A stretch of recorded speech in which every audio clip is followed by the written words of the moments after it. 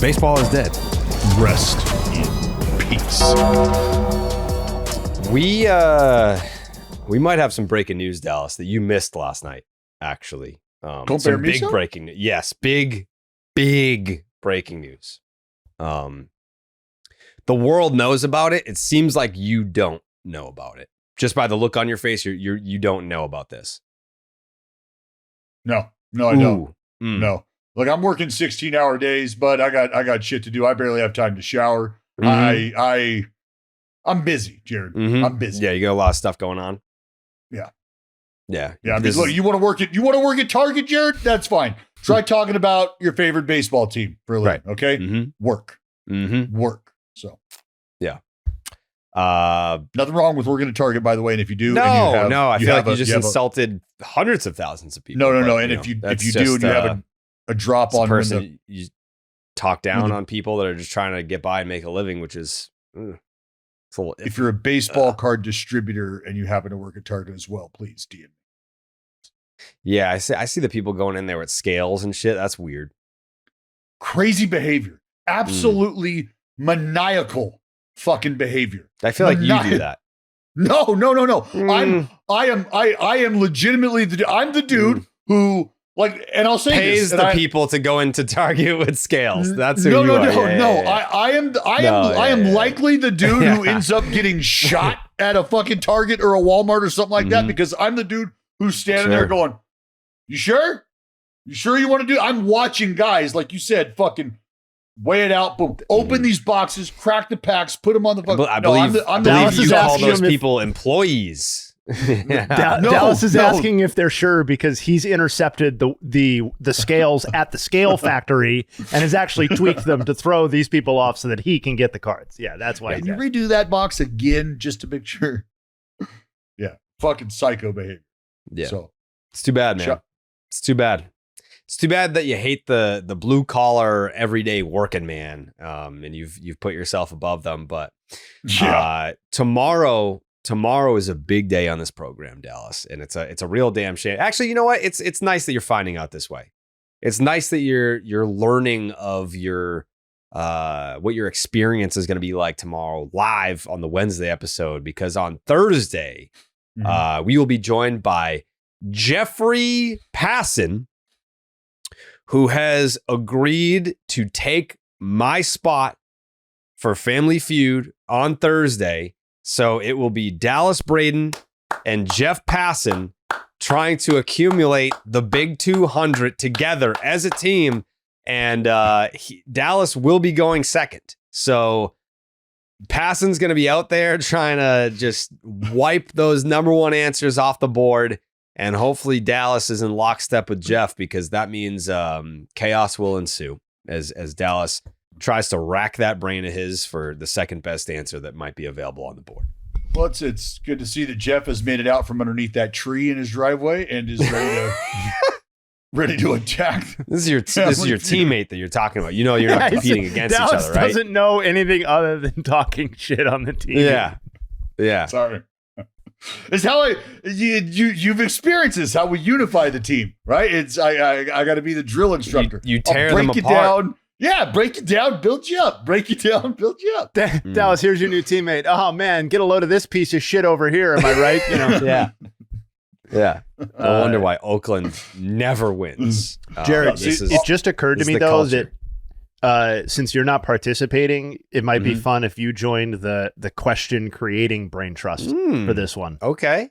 Yeah. And we huddled together and came up with the right answers. Be careful the dance you dance, my friend. Do you want to become a part? Are we watching The Initiation? I mean, you know, Saddam had 3 sons, Jared. That's all I'm saying. Listen, it's not about that. I would never align with the discourse, but I am a sucker for entertainment, and that's what we're going. I love great entertainment, and I feel like that is what we strive for here at Baseball is Dead. And honestly, that's what I'm going to strive for tomorrow's Family Feud. Can't wait. Can't wait. Name a number. Just I don't even want to. I'm going to be embarrassed that fucking Passan has to deal with this shit. That's what I'm going to be embarrassed about. Jeff, I'm sorry that you had to go through this. Fucking A. Well, good. I'm excited about it. Sure. Hopefully it doesn't fuck Name it up. a Florida Coast League, Gulf Coast League team. Just name a team. That's a pretty good one. When we used to go on car trips as a family, long car trips, I used to create trivia games for the family and categories and stuff like that. Shocking. And I know. And one of the ones that would be hidden somewhere every time was, at what time did I write this question? Wow. And it's just so proud of yourself for doing it too. So well, it's funny because it's like exactly what Jared's talking about. Yeah. Mm-hmm. Yeah, it's basically like, the age-old question, are you born a serial killer or does that develop over time? And Jayhay's just always been this way, but we gave him a platform that just was like, all right, now I can use my weapons of mass destruction on such a larger scale. We basically funded his lunacy. It's actually crazy that, if you look back 30 years ago, that all of that was leading towards me creating a family feud for, a guy who threw a perfect game, former Major League Baseball player, and, the leading MLB insider of his time. In Jeff Passan. It's all been leading to this point. Pretty crazy. This is the culmination. This was always the path. It was always the one day I'll be creating Family Feud questions for the Woj of Major League Baseball and a man who threw a perfect game in Major League Baseball. We're here, baby. We here. We made it. I'm excited about it. I almost want to just slip in a sweet unconsciousness and wake up tomorrow for Family Feud. I don't want to do this day. Today is not a day that I want to do.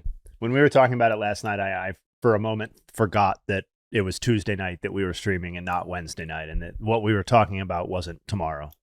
It's kind of disappointing, although this is going to be a great podcast. It's going to be a great podcast. Yeah. A lot of people are already talking about it.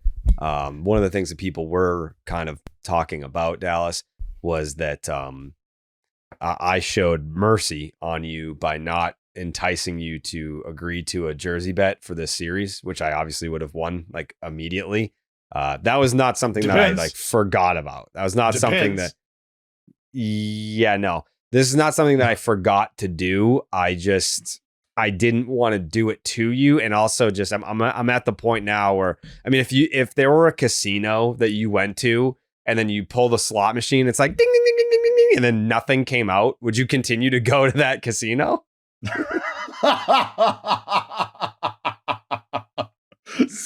You know what I love is the deeply seated trauma that you live with each and every day. That Am I wrong?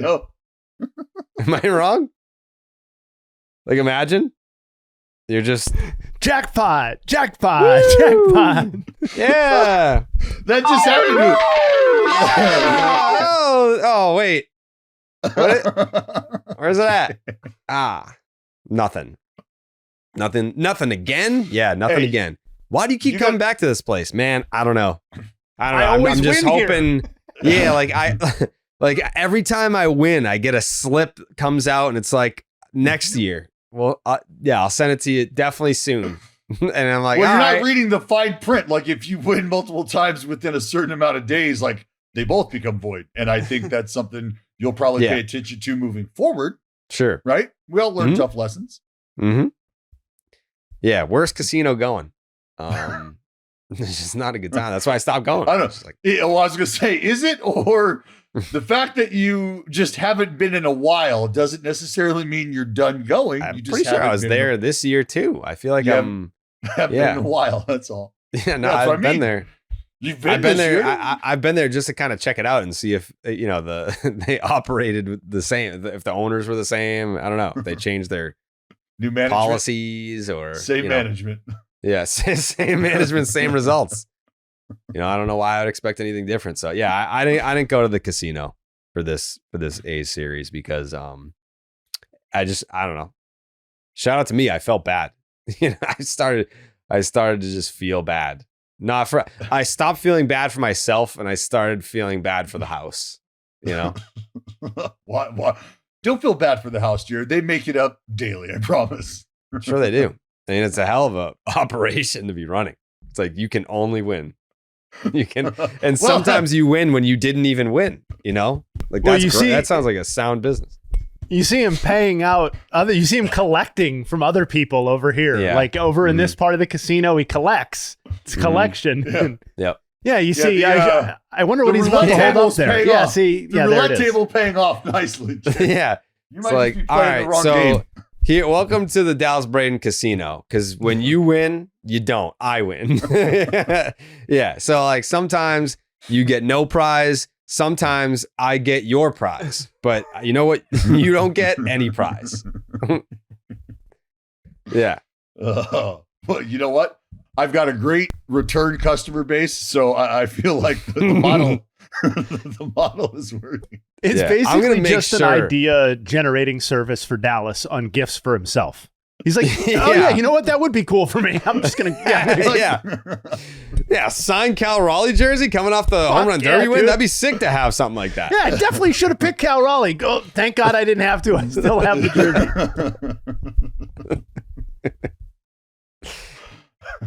Yeah, I mean, we're like me and Jayhay are basically gonna become like the dare of the live streams. We're gonna just be spreading awareness to stay away to everyone else. Like, hey kids, you don't want to do this shit. Let me educate you. It's like I'm Debo and you guys are Red from Friday, right? Like this. It's kind of like these are both of our jerseys. You know what I'm saying? We're just gonna keep them at my house.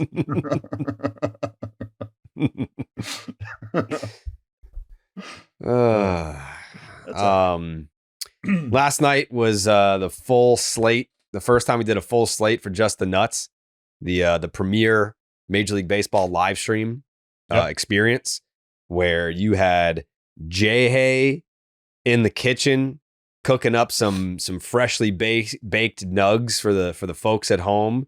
You had the McMahon. We had Connor in there for 4 out of the 5 hours of the stream. Connor getting after it. Yep.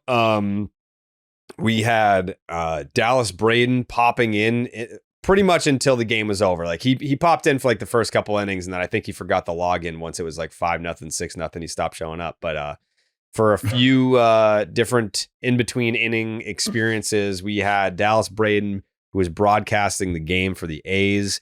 He came on the live stream. Tyler popped in for a little bit. Steve finished out like the last 30 minutes maybe. So yeah, you never know who you're going to get on Just the Nuts. But yeah, for anyone at home that's like, what is Just the Nuts? We're watching all the games. We're bopping around, and you never know where we're going to end up, what games we're going to be watching, but we try to cover the entire slate. We try to chase homers. We're like storm chasers. We're chasing home runs. We get the Bon Jovi home run horn. And I saw a Reddit thread this morning that was like, so I checked out Just the Nuts last night, and do they even talk about baseball? They were talking about eggnog. And I was like, brother, welcome. When you stream baseball for 5 hours, don't be surprised if you run into a 15-minute block that's just about eggnog. That's what you're going to get on Just the Nuts. Well, and for the folks who really want to be brought in the fold, like, what are they talking about in the dugout? Yeah. What are they talking about in the bullpen? Well, I can tell you for the most part, especially during the first few innings of a baseball game, if you get stuck between a couple left-handers like myself and Lenny DiNardo down there in the bullpen, we're probably not talking about baseball those first couple innings. Just probably not. It's just not what we're doing. Like, we're watching, great game, great seat for the game.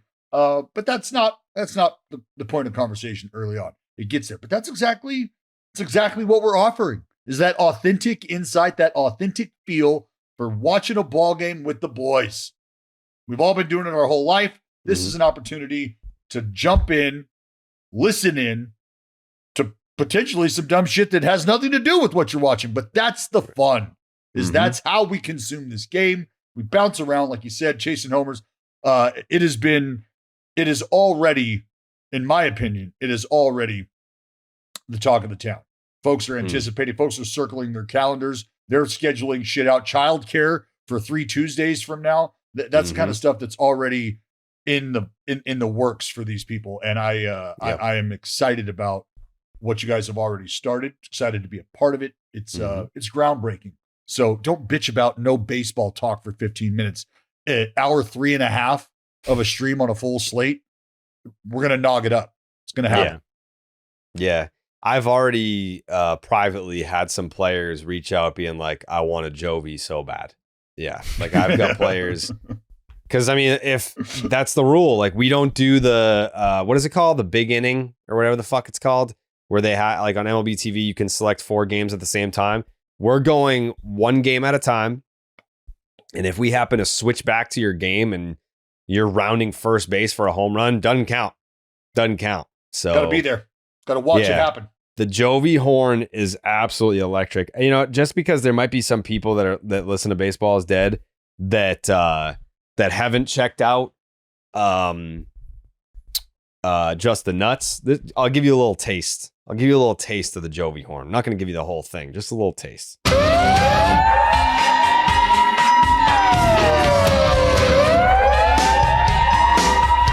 He's not banned anymore. Swan nuts! And nothing! Oh, go crazy, folks! Go crazy! It's a home run!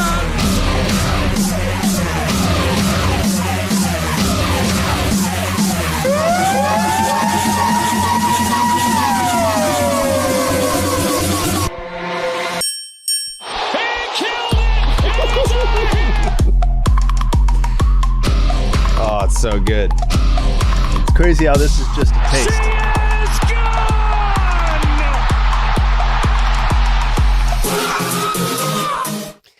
Every time that someone hits a home run on Just the Nuts, it's a party.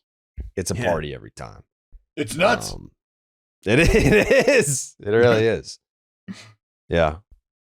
There was an individual last night who he did hit a Jovi, and it happened to be his 50th home run of the season. His name is Kyle Schwarber. My God. Yeah. 50 tanks.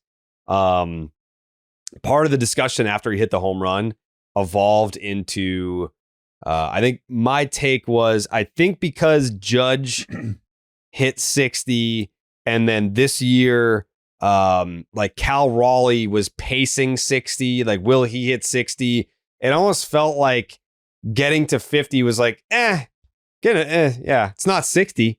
Like getting to 50 is a big deal. Like that's not a fucking easy thing to do. Well, 34th person in baseball to hit 50. Well, I was going to defer to Jayhay. I'm sure that there's like historical context and perspective there. Like how well, that's rare a pretty is good it? starting point. We've been playing this game for a long fucking time, and he's the 34th dude to hit 50 fucking bombs. I think what it does, and this is what I can appreciate about Kyle Schwarber, is I think he and has been this for a good period of time now.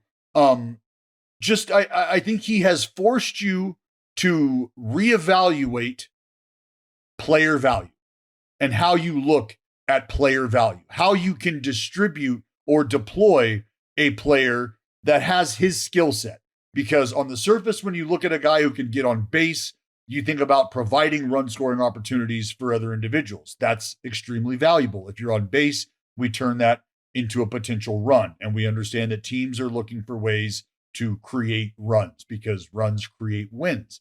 And Kyle Schwarber is a guy who, when he wakes up, like if his eyes are open right now, this morning at whatever fucking time it is, wherever he's at, he is in scoring position right now.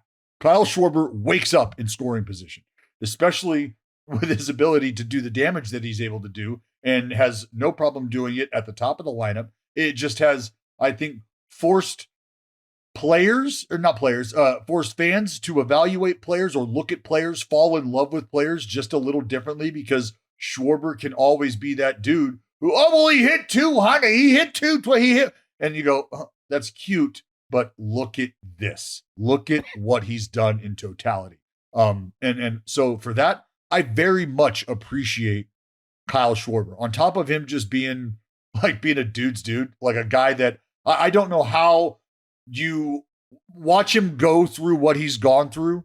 And even just his time in Boston, I always go back to the play at first base where he had a rough inning and then finally finished the play, completed the play, a routine, and was just like, yes, right. In the playoffs. Right. And that's just, but that's him. That's the heartbeat of this dude, is on the game's biggest stage, he can still have fun, play the game like a kid. His brain is still there, but he is also, I think for a while he was sort of enigmatic. What do we make of this? We got a guy who's hitting around 200, who has 40 to 50 plus homer potential, is on base at a ridiculously high clip. What is this? How do he'll swing and miss too. What is this? How does this work out? And I think you've been asking those questions for the last 5 years, and Schwarber's just been fucking balling.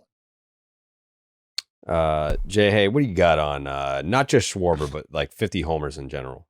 So two things. And I was kind of marinating on this overnight and this morning when you said on Just the Nuts last night that it felt like we were just kind of moving beyond 50 homers and taking it for granted or whatever. And in the moment, I very much agreed, and I still do in a lot of ways. The part about the Kyle Schwarber story that I love so much is that you just don't see a lot of players with this career arc. The level of home run hitting is tremendous, but this idea of stuff we've already covered at different points, but this guy who was written off from a team that was, he was a hero for, and was basically available for the baseball version of free, and has turned into this level of player, and we're having this type of conversation at this age about him, I think is incredibly cool.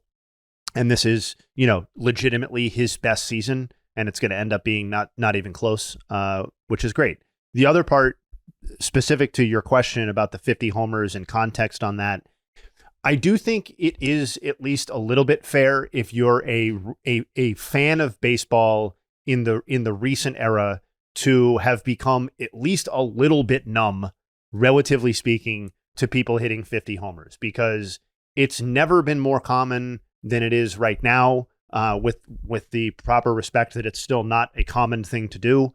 So here's some context. When Cecil Fielder hit the 50 homer mark in 1990, it had only happened 17 times in Major League Baseball history, and it had only been done by 10 different people. It had happened only once between Willie Mays doing it in 1965 and Fielder doing it in 1990. That's 25 years, once in between those two times, and that was George Foster in 1977. So at that moment in time, it was an incredibly rare thing to do historically and in the recent baseball history that they were talking about. Since then, including Fielder, 24 players have done so, and it's happened 35 times. So in a span of time that is about 25% of the span of time that I was talking about before, it's happened twice as often.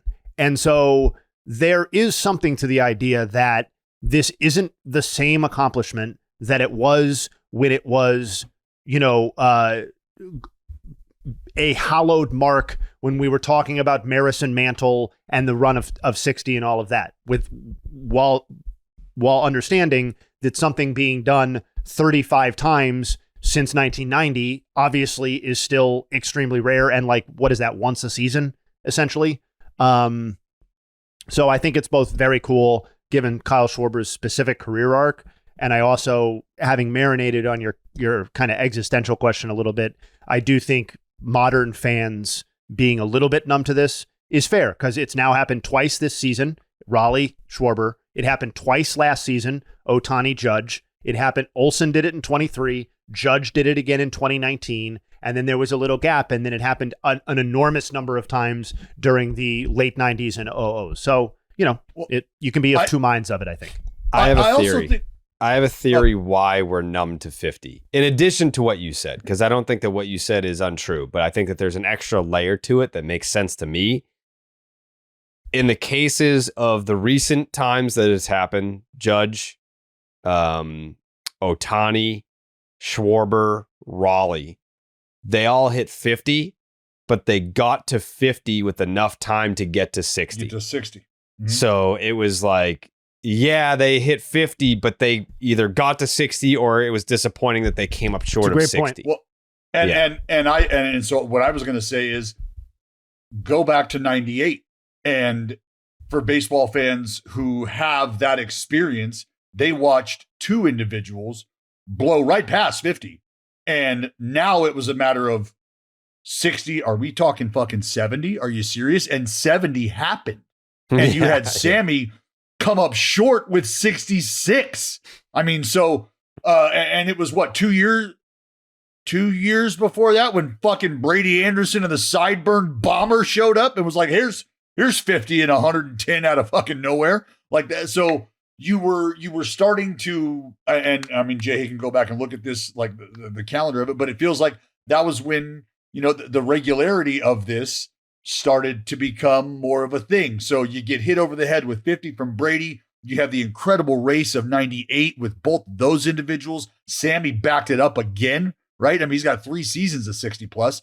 So, and then obviously what fucking Barry came along and did. So I think it's eye popping because it's still a huge, big round number. And I think we still have the respect and appreciation for it that it deserves. But the fact that we have seen so many of those performances sort of piled up on each other here recently, I think for me, it's still, at least I'm like, bro, 50? Like I need you to put respect on somebody's name. Like when you're talking about 50 home runs in the big leagues, it's not some asshole up there swinging the bat. Like you're having a really unless good it's Brady go. Anderson. Well, fuck, he almost hit 300 that year too, right? Didn't he? Yes, he did. He hit 297. Yeah, so almost 300. Exactly what you said. I just want to reiterate like a point from earlier too about, because Dallas hit it again, which is like it was something that never happened, and then it became something that happened every season, because that's what it is now. It is something that mathematically happens on average every season. So Eugenio shows up and is like, Jayhay, I'm hitting 50 this year. Fuck it. Yeah, and that doesn't mean it's not cool, but like if something is happening every single baseball season, then it's not what it used to be. Dallas brought up Brady Anderson in 96. McGuire also did it in 96. 96, 96, 97, 97, 98, 98, 98, 98, 99, 99, 2000, 01, 01, 01, 01, 01, 02, 02, 05, 06, 06, 07, 07, 10, 13, 17, 17, 19, 22, 23, 24, 24, 25, 25. Those are the instances. There you go. Yep. I actually think we're probably putting the proper amount of respect on this season. And this is going to make me sound like an inevitable hater, but I'm going to do it anyway. Like if you look at OPS or adjusted OPS, this is on the short list for like the least dominant 50 home run seasons of any of those seasons that we've seen. So like Ohtani's got an enormous amount of attention, in part because he was also pursuing 50 stolen bases alongside of it, right? And he was like, the whole picture of the season was going to be on the very short list of seasons that we talk about for all time, right? And Kyle Schwarber has hit 50 homers. That's fantastic. But just last year, we just fucking saw 50-50, man. And actually, over in the AL, I just saw a fucking catcher hit 50 homers. So, and also do the 10 stolen bases thing. Not that really matters, but 40-70. Like we're having all these types of ridiculous performances that are just, I would be curious, Jay, because you just brought it up. What is the lowest OPS in a 50 homer season? So in the 1990 to present day stretch, modern era or whatever that I'll refer to, it's 922 by Andrew Jones in 2005 with the Braves, and then it's Raleigh and Schwarber this season. Okay, so if you go by all time, one moment please, of all the 50 home run seasons ever, the lowest OPS is give me 1 second. It is still Andrew Jones, Cal Raleigh, Kyle Schwarber. The answer stays the same. So those are the three lowest: 922, 923, 926. And obviously there is quite a spread here because the highest is almost 1,400. I know this is I don't want to turn this into a tangent, kind of just like a quick thought here. But Jayhay, if the season ended today, are you voting for Aaron Judge for American League MVP? Get the fuck out of here. I still think it's as close of a race as the last time we had the conversation. And I think that Judge has started to turn around the power stroke a little bit, actually makes the race more compelling because it felt like it was going to be kind of, I felt like we were heading towards a Cal Raleigh's award. Cal Raleigh lose, landslide. Or just him being the front runner. I still think it's a 100. I think it's a toss up right now. I could tell you who I would vote for, but if we recorded again, we are going to record again tomorrow. When we record again tomorrow, I could give you the exact opposite answer. So I'm just going to say it's a toss up. Dallas, you seem convinced in who you would vote for. Yeah, for me, I just there has to be, for the same reason, and I mean maybe we'll touch on it, maybe we don't. But a fun little NL rookie of the year race shaping up in the National League, and I think Drake Baldwin's presence and what he's doing probably helps his conversation a little. And I think watching Cal Raleigh, I have no problem admitting the bias because I have a full appreciation for what is on his plate. And when you are the offensive catalyst for a team who has struggled offensively to generate runs consistently, and you are also the individual who the reason you're in the position you're in right now is a big part of the rotation leaning on you and what you do in terms of preparation and daily work behind the plate as well. It is just so hard for me to devalue anything that he's doing or in turn overvalue what I've seen Aaron Judge do time and time again. So I just go back to the same question that I ask myself internally is, if the Yankees squeak into the postseason, that's great. Aaron Judge has a huge part in that. No question. If the Seattle Mariners figure out a way to win the division, I have to give the credit in that conversation to Cal Raleigh, because you're telling me that the Yankees are where they're at because of Aaron Judge and they're in the postseason. Fantastic. What if I told you the Mariners won the fucking division behind Cal Raleigh and what he's done offensively and defensively? What if I told you that? Wouldn't that matter? Yes, doesn't that count for something? Has to matter, it has right? to. Like, because that's the very vehicle that Aaron Judge is driving to superstardom, is that he is the fucking catalyst. He is the reason that the Yankees are good, and he's the reason that the Yankees are bad. He wears the blame when they're shitty, and he gets all of the glory when they're good. That's how it should go when you are that dude in New York, and he is every bit of that dude in New York. Cal Raleigh is every bit of that dude in Seattle right now. If Cal Raleigh is not wearing a Mariner uniform, is not strapping on the fucking gear, and isn't pumping homers out of the yard from either side of the plate at fucking will this year, you think the Mariners are anywhere near where they're at right now? It's not even close. It's not even a conversation. Yeah, what would you say if the Yankees somehow found a way? They're 3 back, I think, entering play today.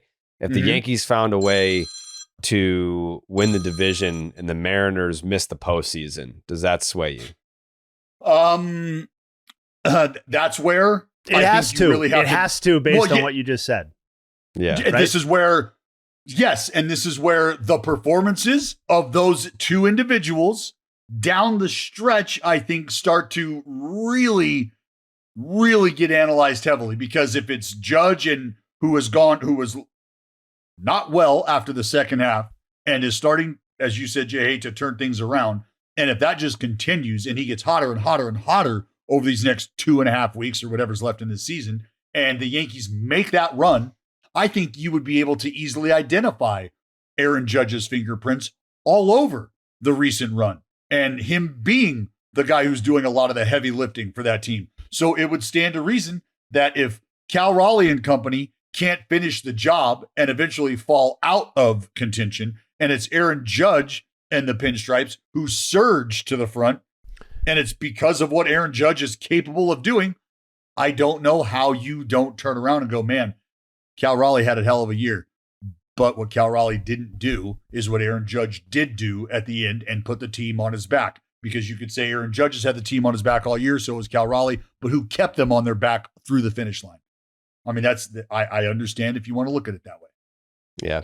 I remember the last time we did like a standings check-in, we were kind of, I think we correctly, not predicted it, but let people know that, well, I think the way that Jayhay phrased it in the rundown was, is every team a lock based on the percentages?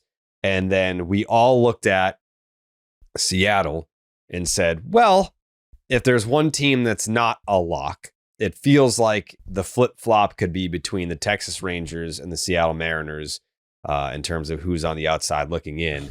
And pretty much since that time, the Seattle Mariners have gone 9-8, while the Texas Rangers have won 13 of 17. To Seattle's credit, though, they've kind of been fighting off the range. Like the Rangers have won 3 straight, the Mariners have won 4 straight. Texas is only a game and a half back. So yeah, well, dude, look at the East. Become real interesting. The East, the AL East and the AL West, both divisions. The first 3 teams separated by no more than 3 games. Mm-hmm. Like each division is within a series. Like a series of games changes the complexion. And this weekend there will be a series between the Red Sox and Yankees. So it's very huge. Enticing. That's huge. The Mariners are just a game back of Houston for the division. Mm-hmm. Like the Astros have lost 7 of 10. Like that AL West situation is fucked up, man. It's like in your head, you probably, like me talking about the Mariners Rangers situation, you probably think like, all right, like, well, we can give the division to Houston. Obviously, they're far ahead of these 2 teams that can't figure out whether they're going to October or not. And that's not true. Nope. That's not true. The Rangers got a fucking plus 88 run differential, the best differential in the division. And Correct. They're the 3rd place team. They're 2.5 out. Mm-hmm. Yeah, I mean, look at the fucking AL East. The Yankees, plus 130. The Red Sox, plus 108. The Blue Jays, the first place Blue Jays that have been in first place for the last 3 months, plus 66. It just hasn't played out the way that run differential would have told you it would play out. It has in other divisions for sure. You know, you look at the NL Tigers. Central, it's played out that way. You look at the NL East, it's played out that way. You look at the NL West, it's played out almost like, you know, the run differential. If you were to sort by run differential in the National League, you would get the standings. Mm-hmm.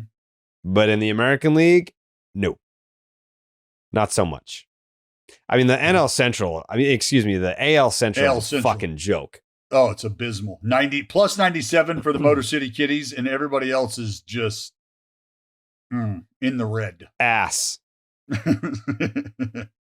cheeks. If it weren't for a 5-game winning streak, we're talking about a below 500 second place team in that division.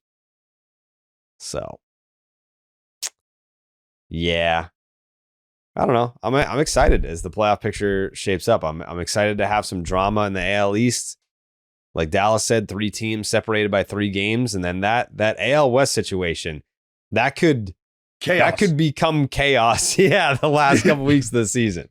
Yeah, I'm here for it. Yeah, I'm fucking here for it. Well, and the one thing you guys didn't bring up, and I know we didn't, the wild card specifically wasn't brought up there, but you know, the Giants have closed the gap on the Mets for the wild card since the last time we talked about that too. There's 2 games back now.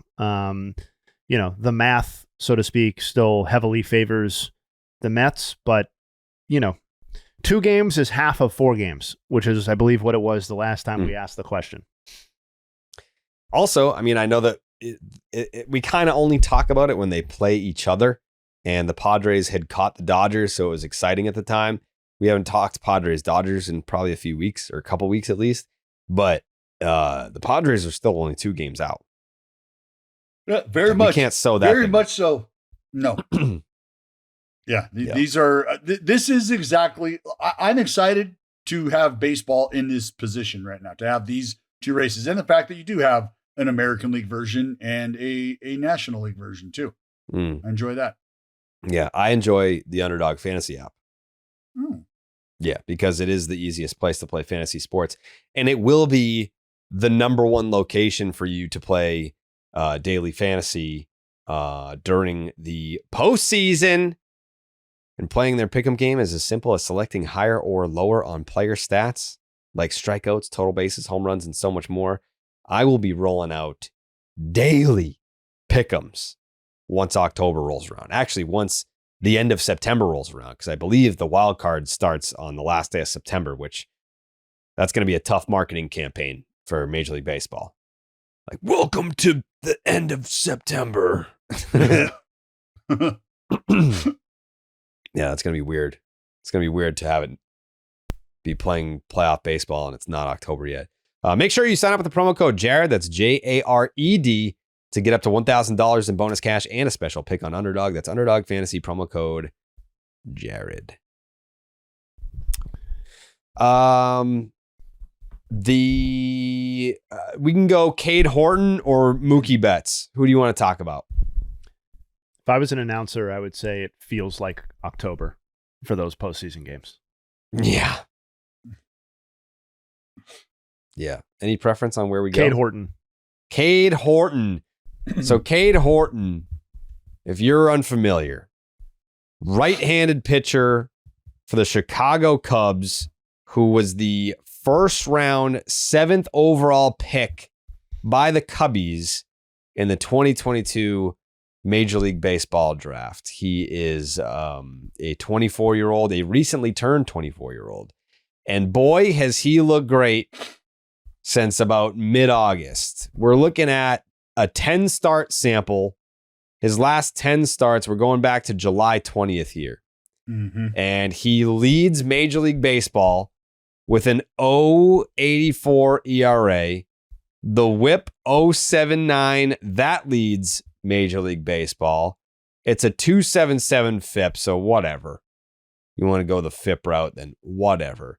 But you are looking at Major League Baseball's ERA and whip leader since about mid-August, 10 starts. What are our thoughts and impressions on Cade Horton? Well, I think initially you have to be excited about getting any kind of contribution from a young player on this level. And I think the Cubs very much in need of that help on the mound. And I think anytime, I mean, Jayhay and I were kind of talking about, instant impact arms before we got going here. And, you've seen guys get drafted and find their way to the big leagues in the same season. And I mean, as rare as that can be, I think there's still opportunity for guys to be able to do that, come up and be impactful. Cade Horton has given the Chicago Cubs every single time he's taken the ball an opportunity to win important baseball games. I think it's twice or maybe 3 times total. He's made 20 starts, right? Is that right? 20 starts? For the season? Yeah, I think there's 3. I think he's made 21 starts. There's 3 instances in which he has given up 4 earned runs or more out of all 21 starts. So I know you brought up the FIP. When you're talking about an ERA sub 1 and a FIP that is just a hair over 2.5, like that's, I know you're seeing that there's been some luck, if you will, but that right there, when you're talking about a sub 1 to the tune of a 2.75 FIP, luck, sure. But do you know what kind of dominance has to be occurring over that stretch to yield that kind of number, and then to look at the things that he is responsible for, and that equate to a 2.75. That is a young man who is doing every bit of taking care of business himself. 46 punch outs, 53 in the third innings. What do you got, Jay? No, I was just going to say, like, there is no run, not no run, but there are basically no runs in baseball that over a 10 start stretch that include a 0.84 FIP, right? Like, that's not really how the game works. Like, you know what I mean? Right. Maybe DeGrom did that at some point, but that's not really the standard that anybody should be held to. I actually have a decent number of thoughts on Cade Horton. I guess I'll rip through them quickly, get reactions here. DB, I know you'll love this. He's got one of the 10 highest first pitch strike rates of any pitcher with at least 400 batters faced this season. The Cubs, as a matter of fact, have 3 of the top 10 marks in baseball, so something that they're clearly emphasizing there. There was some, I know from speaking with people close to the team, that there was some work being done in terms of his pitch assortment, particularly against left-handed batters earlier in the season, and why he was throwing certain pitches more than he should, particularly in 2-strike counts and stuff like that. And they were like, hey, why don't we emphasize some different stuff? And it's gotten his pitches to play up. Specifically, the 4-seamer is doing what I think a lot of people were hoping it would do. As recently as June, they hit 420 off of it with a 14% whiff rate. In August, it was 192 with a 21%. And while September is obviously very small and includes only 2 starts, batters have only, 2 hits and 23 at-bats against the 4-seamer so far, so in the month. So that's obviously the foundational pitch there. That's something that has been trending the right way. And then he's got the changeup, which of the roughly 1,800 pitches that have been thrown 100 times or more Major League Baseball wide this season, his whiff rate is one of the 15 highest in the league with that pitch. It's north of 50%. So that's obviously an elite swing and miss pitch. And he's actually started to, while that has been pretty much exclusively a left-handed batter pitch, like weapon to combat left-handed batters, as it typically is in a lot of cases, he's actually started to mix it in more against righties, which I think intuitively makes a lot of sense, because if it's a pitch that's generating that level of whiff, you could afford some regression against a right-handed batter in terms of that whiff rate and still have it be a tremendous weapon for him. So I know that was a lot of words, but I think the breakout is like incredibly sustainable. If your standard is this guy is going to be like a frontline starter and not this guy is going to be the greatest pitcher of all time. And I think having known about some of the tweaks that they've undergone and the results that's produced, like pretty much immediately, I'm extremely optimistic. Yeah, I mean he's got 4 out of the 6 pitches in his arsenal have a positive run value. And for a young player who is trying to figure out how they fit in and how to deploy their arsenal, to look up after 21 starts and feel pretty good about damn near everything you're throwing up there, that has got to be a huge vote of confidence, and even more so to the entire group, Jayhay, because if the lab can get together and identify things that they feel can help or that might need to have attention paid to them, and you're able to finally tune those things mid-season in the midst of having this kind of run, now completely aside from the productivity, I start thinking about the capacity of this individual. And now this young man is somebody who seems very malleable, and you will really be able to, I think, introduce him to and show him things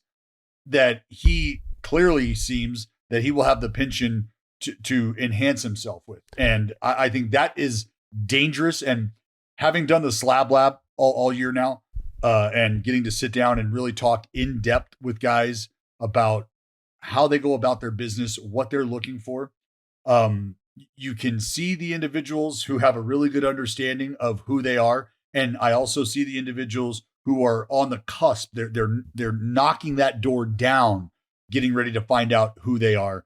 And that becomes scary for me to think about for opponents, because when these dudes start to figure out why, and they start to build those blocks and create that found, that is when you see dudes take off. Cade Horton right on the cusp of that. Well, and specific to last night's start too, before we move on, one of the cool things was like sometimes the adjustment to get more success or to get more swing and misses. How about you just throw your slider more, or how about you throw like your big swing and miss breaking ball and whatever long-term consequences that may have, you know, kind of fucking fuck it, you know? And last night he threw 52 four-seamers, which is the most that he has ever thrown in any start of his admittedly very young career. And on a percentage basis, it's his second highest. So like that he's 21 starts into his career and feeling himself like he is. And it was like, you know, here's my four-seamer, kind of eat it last night for 52 pitches. I'm no expert. I'm not on the slab lab, but that to me is a cool sign and just kind of like an interesting aside for one specific start. Yeah, well, you're seeing it with young pitchers. I'm seeing it with young pitchers. The emphasis, I think, early on when you're trying to get to the big leagues is do the things that put you on the radar. And that is big swing and miss. That is high velocity. That is sustaining velocity. And when they find themselves in the big leagues, I think you have to, at some point in time, have the come to Jesus moment where you realize I have to utilize the fastball, because the fastball is what has always opened things up for the rest of everybody else's arsenal. And the more comfortable a young pitcher can get with moving the fastball around and seeing the success that comes along with that, the much better their secondary stuff plays. And I think you see an injection of confidence in the secondary stuff because of how it plays, because of what the fastball has allowed it to do. And when guys figure that out, it's almost like you can watch the light bulb go off above their head and you just sit back and go, oh, buddy, this is going to be fun to watch what we're going to see here for the next few months or whatever unfold, because the league is about to see a dude that they thought they knew about and they just don't know about. I had a random thought and I want to run it by, namely Dallas. We are 15 episodes away from episode 400 of Baseball is Dead. What do you think the chances are that we could get someone who has hit at least 400 home runs in the big leagues on that episode? Strong, quite strong, very strong. Like there's a few guys that I feel like we have a direct line to. Yeah, are you talking recent? I don't you talk like just anyone who's hit 400 big league home runs. I think that people can look at the list and draw their conclusions as to who we might be able to tap immediately, but I don't know. I don't think we've had any of them on this show. I don't think anyone. No? Like I think you have interviewed guys. Actually, no, I stand corrected. Ripken has more than 400 career home runs. And Cal's been on. Cal's been on twice. Cal, obviously my favorite player growing up. My AIM screen name, C Ripken 2131X8. We interviewed Cal Ripken Jr. the day after the Red Sox World Series parade in New York. So I was very drunk on parade day, but because of that, I went to sleep at like 7:30 p.m. and was able to wake up just fine the next morning, and get back to New York to interview Cal Ripken Jr. But he's been on twice. Bath? Yeah, I did. Idea. I would love to hear it. Why don't we, since Dallas has this newly formed connection, it might time out really nicely with when Mike Trout hits his 400th career homer. So why don't we just do like a kind of like a collab where it's the 400th episode celebrating, you know, Mike Trout's 400th career home run with our best friend Mike Trout. Yeah. I mean, he doesn't do. I feel like the embargo, so to speak, has been lifted. I feel like when Mike Trout was just annually winning MVPs, the Angels were like, please, no photos, no interviews, no nothing. I feel like he might be at this point in his career more open to sitting down and talking, especially with his best pal, DB. Yeah, we have a direct line to him now, and he's 2 homers away, and we're 15 episodes, you said? Mhm. 15, yes. There you go. Yeah, Okay. I will do the legwork. I'll tell you that. It won't be for a lack of effort. Okay. Get the graphics. I know. Get the graphics team on some sort of 400 club graphics package. But out of, I mean, who do you guys? I think you know. There's no shit bums once you get past 400 home runs. There's no one that you could tap on that list and I'd be like, oh, really? Chipper Jones? You know? Yeah. I mean, you only got us Vladdy. Like, what the fuck, man? I mean, we could get G, no problem. Big G? Yeah. No. I'm talking. I mean, there's only one G in my universe. I understand Giancarlo Stanton. Yeah. And, known as Big G. Yeah. Yeah. Giambi. Oh, yeah. That'd be fucking cool, too. Yeah. That's G. Yeah. Yeah. Little G. And then you have Big Mac, who you have a relationship with. Mm-hmm. Manny Ramirez, who gave me his number and never responded to anything that I sent him. Even after he I mean, he took a picture with his son. Couple brothers of the cloth. So yeah, so Manny, like before I interviewed him, he throws his arm around his son. He's like, take a picture, like with my phone. Like he didn't like hand me his phone to take a picture for him. He just like, I was on my phone. He's just like, take a picture. And I was like, okay. I took pictures of him and his son. And I was like, how do you want me to get these to you? And he's like, oh, take my number. And I added his number to my contacts. I texted him the photos, never heard from him, nothing. He never posted them. They were never on his Instagram or anywhere else. Don't know if it was the right number. Are you surprised in the least? No. No. But because I mentioned wanting to get him on the podcast. Mm-hmm. And he was like, I want to do my own podcast. And I was like, I was like, I can probably help you with that. And he's like, take my number. So I have Manny's number. He's never responded, although he has asked me to take photographs for him and help him start a podcast. No response. So Jayhay, what are your thoughts on getting old Mark Teixeira on? What's he trying to do? Governor? I think he's busy with a political run. I'm sorry. What's he running for? Is it governor? It's something where he's just going to do a really good job, I feel, probably. So we should just let him be. Let him be focus on the campaign. Yeah. I used to be a big time Teixeira hater, and now I just I don't even think about him. Yeah. I knew you'd like that. I knew you'd appreciate that, Jay. I feel like that's a wonderful conversation. No, Mark, he's got so much going on that I just feel like Did he work at ESPN? We should ask somebody else. Yes, he did. That was like right. No, it's that we have no relationship. There's no animosity. There's no nothing. It was right when I left to join you guys. Yep. Actually. Me and Jayhay left, and I mean they brought in the groundbreaking, completely riveting centerpiece, and now he's running for office. What is he running for? Schilling used to have some really mean things to say about Mark Teixeira. He said that there was, it's so rude. I hesitate to repeat it, but I will because it's not mine. It's Curt Schilling's, but he said that somewhere there was a horse walking around with human teeth. Again, not my joke.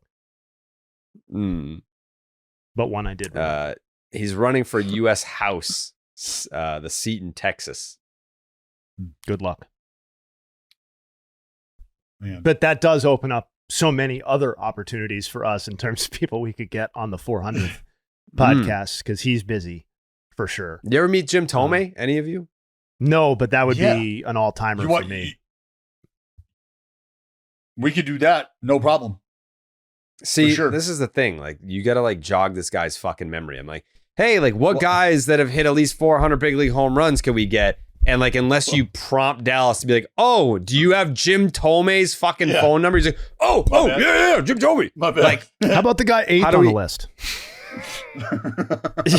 Yeah. He has 612. Yeah. Oh fuck! I just saw. Where did I see him? I saw Mr. Tomei in Detroit.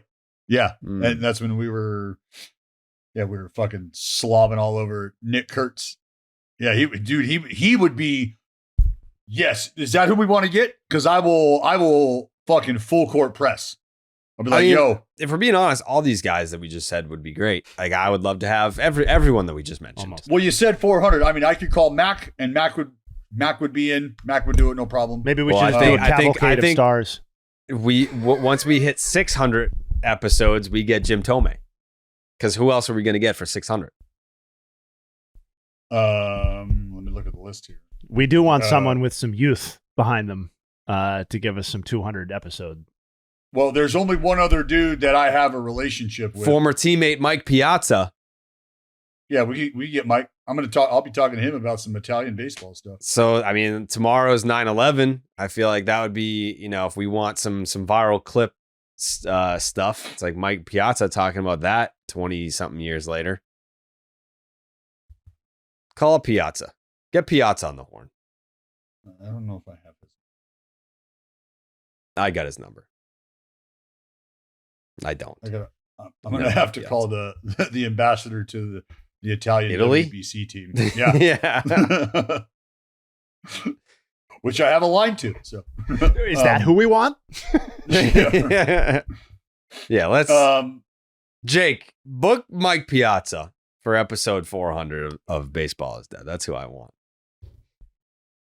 Yeah, I'll take any of them. Yeah, we could probably get Piazza would be good. Probably get Griff to swing by. Probably get. Oh, well, I don't know. I mean, I appreciate talking to this man. He's a dude who I got to be careful with, like, because I just get lost in conversation with him, and I'll just blow off major shit that I'm supposed to be doing, like right before a broadcast. And that's Reggie. I mean, we got to turn down Reggie. Like, if you guys are going to talk about God knows what, then I feel like we just can't do it. Well, no, I mean, that could go anywhere. And Reggie, now to JJ Bleday. It's really. I could go anywhere. But yes, we will. Yeah, fuck yeah, absolutely. Okay. All right. Don't forget. I know how your brain works.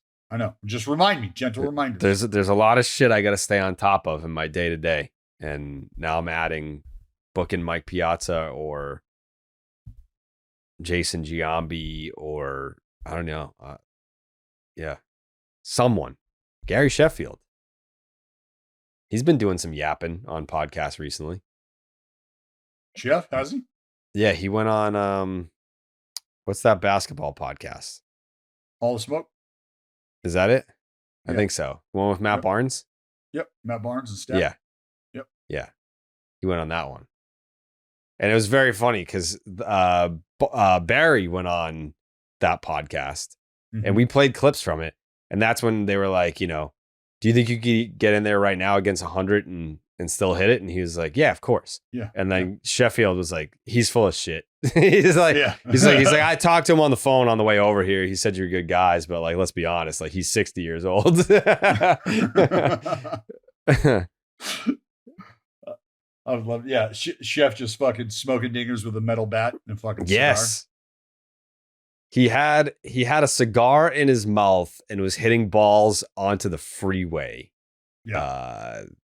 A couple of years ago, but I still think Still if cool. you put the bat in his hands today, he could still do it. Still very cool. Yeah. I don't know. Really quickly, we can hit on Mookie Betts turning it around. I mean, it's a small sample, but 15 games. He's hitting 345, 406 on base, 638 slug, 1044 OPS. I mean, it's a good sign. I mean, it's not a good sign that the Dodgers are only 8-7 in the 15 games that Mookie Betts has turned it around, but he's looked a lot more like Mookie Betts recently. Homered last night. But yeah, he's put together a nice 2-week stretch where he looks like Mookie Betts again. the more important question is, are the Dodgers 8-7 if Mookie Betts hasn't started to turn it around? And does that look worse? I would say almost quite certainly. So are we okay with where the Dodgers are at? Are we all right?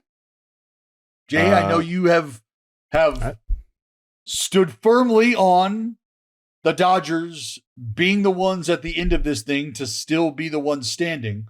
Well, in the West, I didn't. Yeah. Yes, in the West, not overall. Sorry, I don't mean to put words in your mouth and anoint them World Series champions. But the fact that you have a Mookie turning it around over this stretch, and it's not like they've gone 12-3, 12-4. It is 8-7. Is there any concern down the stretch? Is there any worry whatsoever that the Dodgers, for whatever reason, just can't get back to creating the separation and are snagged? Yeah, I think it's definitely a risk. I think it's been a risk the whole time, but they haven't necessarily given it up. I know a couple of weeks ago or a month ago or whatever it was at this point, the Padres had that brief hold on the division, but I'm not any more or less worried than I was before. I also don't have any emotional investment in it, so worried probably isn't the right answer or the right word to begin with. But I just think that it's going to go down to the wire, and the Dodgers having 6 straight to finish out the season on the road, and 3 straight in Seattle in games that could be really, really important for the Mariners as well. And who knows what combination of the Mariners' vaunted capital starting rotation you're going to see in that series either. So, yeah, there's a tremendous amount of risk associated with the Dodgers' position still. I'm curious to see, because Sasaki is on the mend, just punched out 8 in his most recent rehab assignment, and the shit looked good. Like his stuff in terms of what it looked like, the finish on the fastball looked good, depth on the split, curveball had bite, had good finish to it. Like the slider was tidy. It was a good performance in terms of aesthetically pleasing. The fastball was not flat. It had life to it.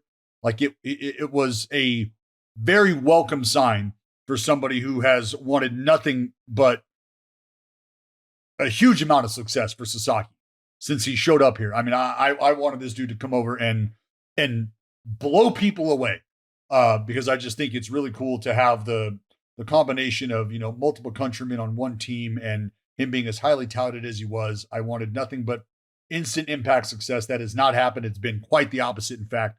So to think that you're going to get a Sasaki back who might be just a little bit better than you've ever seen him before, which again is not saying much, but it could be hugely impactful when we start talking about how the Dodgers are going to handle deploying their pitching staff. Because as of right now, when you start to look at the postseason, it's going to be Kershaw, it's going to be Sheehan, it's going to be Glasnow, who we just saw.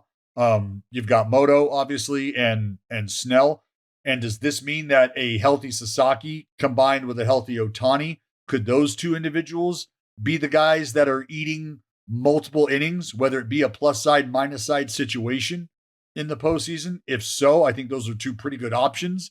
Whether or not you're getting them in the ball game down by 2 or up by 2.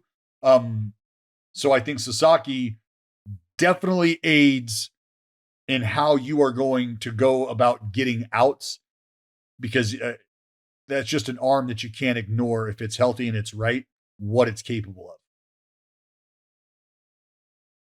So that's very interesting.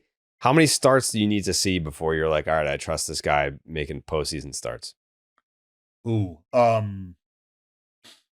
Is there enough time left to build that trust or no? I don't know if there's enough. See, like in terms of build the trust, this is where I think you have to evaluate, have the other guys that I just mentioned, have they not done enough for you, or do you not trust them enough to put them in those positions? And has Sasaki given you enough comfort to plug him in behind one of those guys? Does that make sense? I almost want to I want to, like, who do you trust right now? If you had the option based on the rehab start that you just saw and what you saw from Glasnow, who are you giving the ball to? I mean, I still like I'm giving the ball to Glass now. Okay.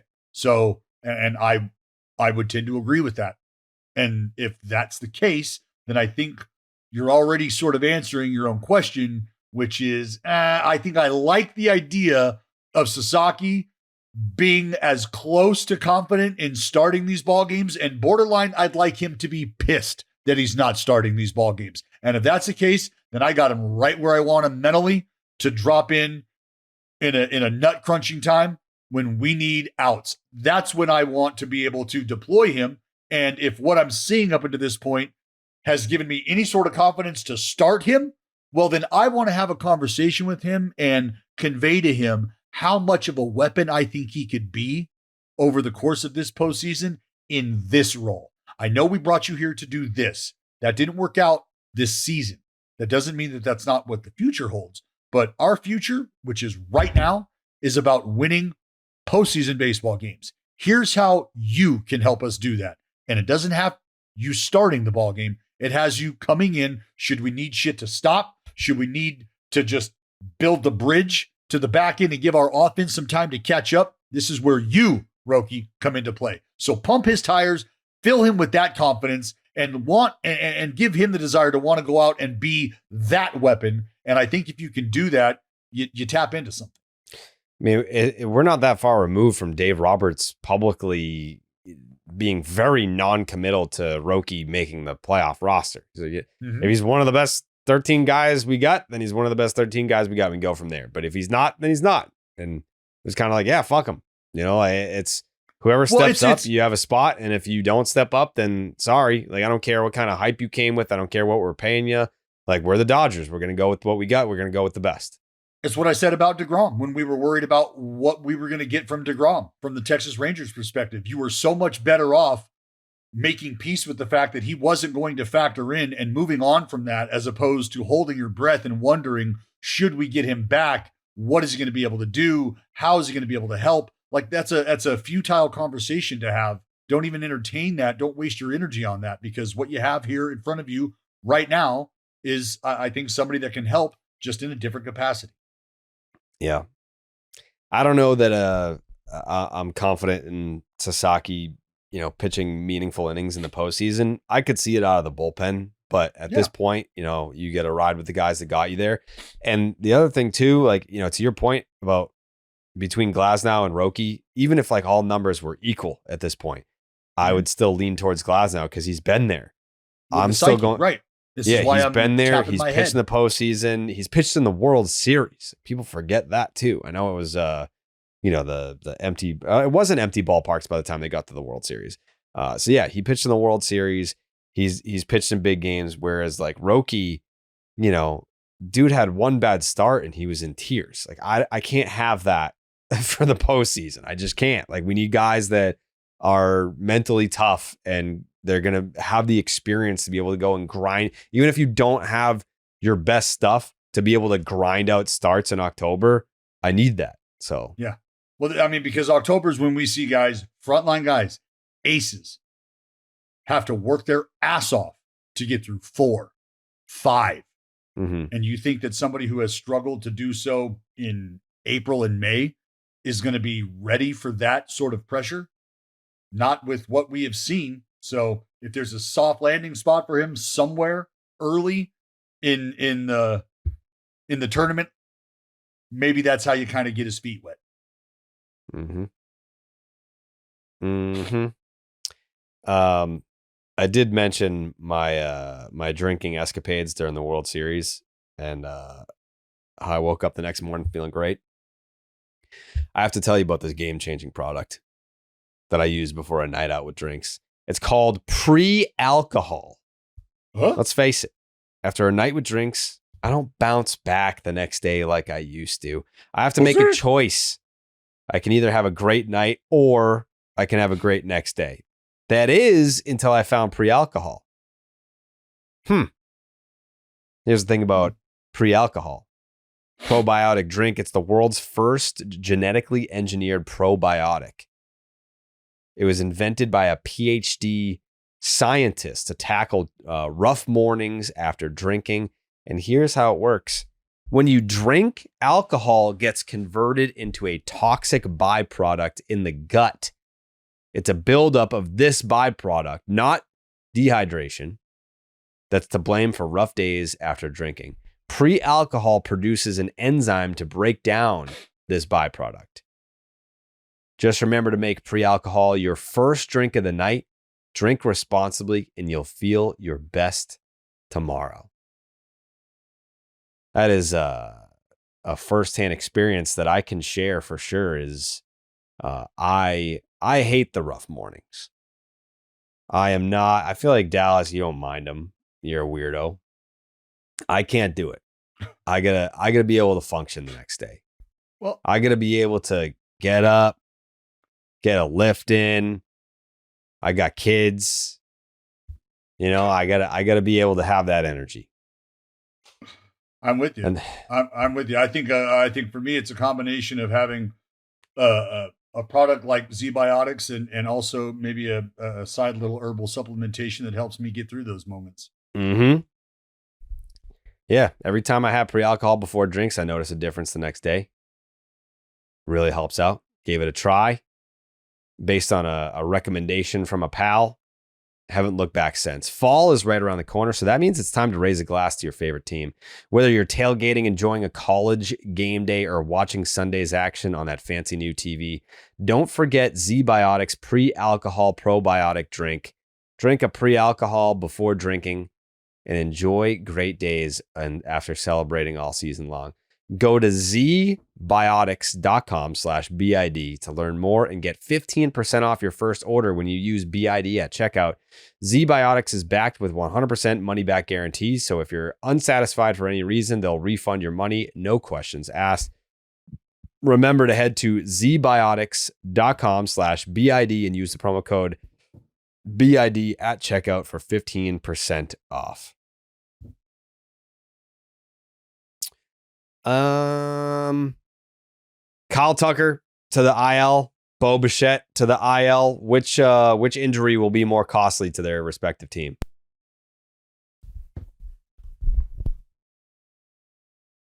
Especially this time of the year. Both teams going. I want to say Flo, maybe.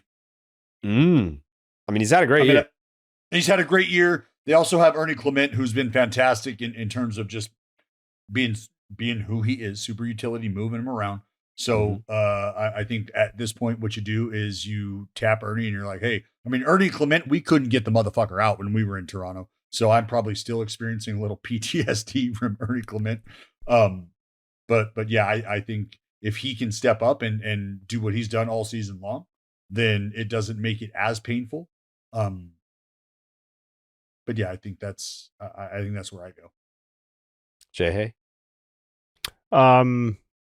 It's tough. I feel like they are similarly equipped to kind of withstand. Like Ernie Clement's been better than I think Willie Castro, who's going to functionally fill in the gap for Kyle Tucker. But I could see them producing similarly over a coverage stretch. But in some ways, I am tempted to say the Blue Jays because I feel like their exact positioning in the postseason picture right now is more precarious in the sense that they have more to lose. Like the Cubs are more or less locked into going to the postseason, but are not going to win the division. The Blue Jays are more likely maybe to go to the playoffs than the Cubs, but still have the division to lose if things go sideways. So I guess if pressed, I would say Bo Bichette. Okay, fair. I don't know. I feel like because PCA has been struggling. Again, I don't know. Kyle Tucker was also struggling too. So, but he had figured it out. Or whatever to whatever degree we want to say he'd figured it out. His production had turned around, and I think you're right with the idea that PCA's hasn't offensively, and Suzuki's really hasn't since the last time we've talked about it. So if you wanted to take that angle, I think there's merit there too. Yeah. Right. Because it's with Toronto, it's Springer's having an outstanding season. Vladdy is probably the best first baseman statistically out of nowhere. Not out of nowhere, but holy shit. I think what? I got a fucking baseball game. Yeah. You that's why we recorded early today.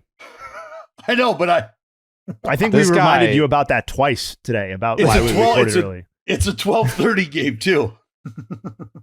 Yeah. What time's your thing? I don't know what that means. It's 12:06 here. Yeah, no, well, that means I'm 3.5 hours from the game. That means Yeah. I need to be moving. Is what that just, yeah. All right, bye, Dallas. What the fuck? See ya. Well, I just realized what Guy has We've a been You talking just everyday realized. job. So I don't know. I don't know how. you want to know get why? through You want to life. know why? Hold it down. Check the fucking schedule, pal, because Yeah. this is I the check your first schedule every weekday day, day game. This is the Mhm. first weekday day game that we've had in I don't Yeah. know how long, in fucking Mhm. forever. Because Yeah, I don't know. The first thing I do when I wake times. up is check to see what time the game is, and I don't even have to be there. I just have to turn on my TV. But I always just am aware check of what the time schedule the game is. to literally a bunch of people who have to check Dallas's schedule Yeah. to keep this train on the tracks. Fuck out of here. Yeah. All right, I gotta go. Yeah, beat it, geek. See you tomorrow. Final thoughts. This doesn't Connolly sound like early. a very panic thing. Solid. Yeah, go ahead. Yep. Solid. Scooble or not Scooble. Sorry, Crochet. He does like And- school. Fuck, man, it was a lot of fun to watch. It was disappointing to watch unfold, but it was a lot of fun to watch. And I want to leave here so I can go talk to that fella. So Dude, that'd be we're cool outta if you guys scored today. Go get him. here. You fucking telling me. I'm gone. Fuck off. Aren't even getting walks. Like no Shut base up! I'm runners. still here. Yeah. Just like every half inning is just like the fastest possible. Oh, fuck. Sorry. Yeah. I thought we were just doing our hour. Anyway. Wow. That was crazy. I mean, the immediate just blaming us for not yeah. keeping his schedule like we're his personal handlers. But we are keeping his schedule. That's the thing. We Right. started recording early this morning because of him. Dallas asked, why are we recording? Here's a little peek behind the curtain for you, friends. Dallas asked, why are we recording early today? And didn't ask in quite that nice of a manner. And was gently reminded that we're recording because of him and not for some other nefarious reason that he suggested. And then he, once again, in the middle of the podcast, forgets why we're recording early and that he needs to get going. So we all check his schedule pretty much every day, I think. We all, meaning me, Jared, and Jake. We don't have a choice. Whether he does is, I think, the open question. Anyway, yeah. 0 runs over the last 2 games, 13-0 so far for the Red Sox A's series. Nice. I think the sad thing is that he does check his schedule. It's just that it escapes his brain within minutes. Yeah. Anyways, do you have any award-winning nugs today, Justin Havens? I do. I've got a little bit of a mix of new and or fresh and stuff from last night. So if you missed the action last night, I mean, that's what most of the nugs are, right? There's stuff from the night before. So, Sure. if you tuned into just the nuts, this is maybe a little bit repetitive, but we can't have that be the standard. All right, here we go. Are you ready? I'm ready. Mark Vientos, 10 homers over his last 22 games. He had 7 through his first 83 games this season. Ranger Suarez, utterly dominant last night. Third left-handed pitcher in Phillies franchise history to have a start with 1 or 0 hits and 12 or more strikeouts, joining Cole Hamels in July of 2015 and Steve Carlton, April of 1972. Only the 2 greatest left-handed pitchers probably in Phillies franchise history. Kyle Schwarber, aforementioned, he became the 13th member of the 50-homer, 10 stolen base club, third oldest member to join, younger only than Barry Bonds in 2001 and Brady Anderson in 1996. George Springer continued his unbelievable renaissance season last night. In terms of highest OPS plus by a Blue Jays player in his age 35 season or older, George Springer's current season would be the best mark ever. That, to the extent that's a record, is currently held by Paul Molitor, Hall of Famer, in 1993 with a 143 OPS plus. So Springer could basically take the rest of the season off and still finish ahead of that. Juan Soto joined the 30-30 club last night. We have our sight set on the 40-homer, 30 stolen base club, but 30-30 was last night. He became the 5th Mets player in franchise history, which is a lot of players in a franchise, particularly for a franchise as quote-unquote young as the Mets. Soto in 25, Lindor in 23, David Wright in 07, Howard Johnson 3 different times, 87, 89, and 91, and Darryl Strawberry in 87. Cade Horton, who we talked about, nug time on Cade Horton. He's the first pitcher since Dutch Leonard in 1914, 111 years ago, to have a 10-start stretch featuring no more than 5 runs allowed in a minimum of 50 innings pitched in his age 23 season or younger, throwing out the age qualifier, no more than 5 runs allowed in a 10-start stretch in a single season in the wild card era. That's Cade Horton this year, Blake Snell in 23, DeGrom in 21, Sale in 18, and Chris Medlin in 2012. Willie the Kid Adames is now up to 140 homers since the start of the 21 season. Would you believe that's the 4th most by a shortstop from his age 25 to 29 seasons in MLB history, behind only A-Rod, Ernie Banks, and Miguel Tejada?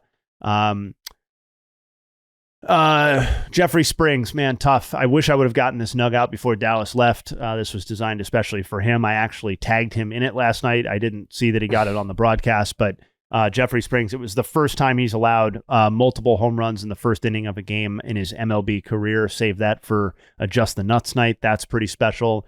One of those homers came against Romy Gonzalez.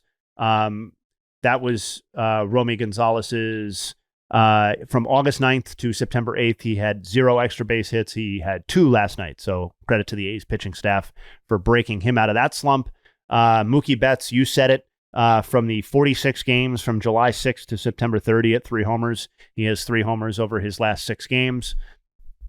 Connolly Early. Wow. What an experience on Just the Nuts last night. What a treat. Yeah. Made it worth staying up late for. Obviously, he tied the Red Sox franchise record that we already know. He's also the third pitcher for a debut. Third pitcher in MLB history to have a debut start featuring 0 runs, 0 or 1 walk, and 10 or more strikeouts, joining Steve Woodard in 97 and Juan Marichal in 1960. The Red Sox starting pitchers against the A's across Monday and Tuesday combined 12 innings pitched, 8 hits, 0 runs, 1 walk, and 21 strikeouts.